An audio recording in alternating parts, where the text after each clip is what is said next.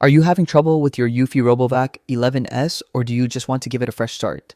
Don't worry, resetting it is easier than you think, and I'll guide you step by step. First, turn your RoboVac over and locate the power switch underneath. Slide it to the off position and leave it for about 3 minutes.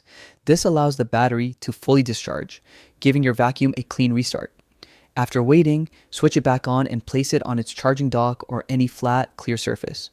If your remote isn't responding, remove the batteries, reinsert them, and ensure it's paired with the RoboVac. If issues persist, you can perform a full factory reset. With the RoboVac powered on, press and hold the start/pause button for about 10 seconds. When you will hear a beep, release the button. This resets all settings back to factory defaults.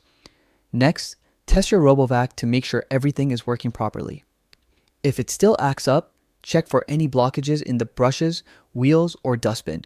Don't forget to clean the sensors, especially the front cliff sensors and bumper, as dirt can cause operational issues.